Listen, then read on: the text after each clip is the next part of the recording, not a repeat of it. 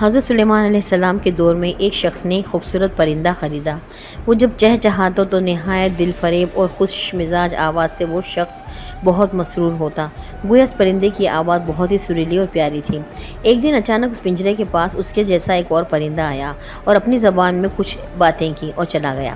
پنجرے میں موجود پرندہ بالکل خاموش ہو گیا، گویا ایسا ہو گیا جیسے وہ گونگا پرندہ ہے۔ اس کے مالک نے 2-3 دن انتظار کیا مگر پرندہ بالکل خاموش۔ وہ شخص حضرت سلیمان علیہ السلام کی بارگاہ میں اس پرندے کو پنجرے سمیت لایا اور شکایت کی کہ بہت مہنگا پرندہ خریدا تھا، اس کی آواز مجھے مسرور کرتی تھی مگر اب نہ جانے کیا ہوا کہ بولتا ہی نہیں۔ حضرت سلیمان علیہ السلام جو جانوروں، چرند پرند سب کی بولیاں جانتے تھے نے اس پرندے سے پوچھا، کیا وجہ ہے جو تم اتنے خاموش ہو گئے ہو؟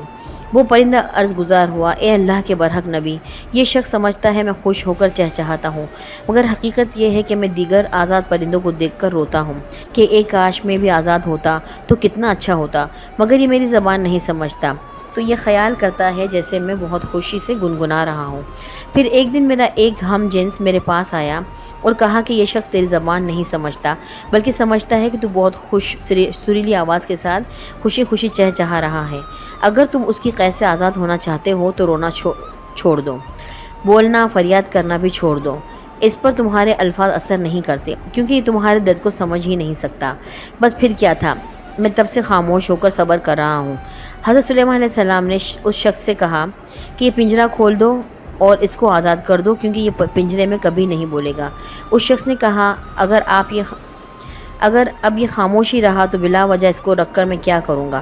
لہٰذا اس نے سلیمان علیہ السلام کے حکم پر اتباع کرتے ہوئے پنجرا کھول دیا۔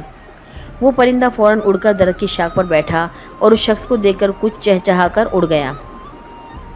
اس شخص نے حضرت سلیمان علیہ السلام سے عرض کی کہ یہ کیا کہہ کر گیا؟ آپ علیہ السلام نے فرمایا کہ اس نے کہا کہ اگر تو بھی اپنے غموں اور مصائب سے آزاد ہونا چاہتا ہے تو خاموش ہو جا اور صبر کر، کسی سے کچھ شکایت نہ کر تو تجھے بھی ایک دن سارے غموں سے نجات مل جائے گی۔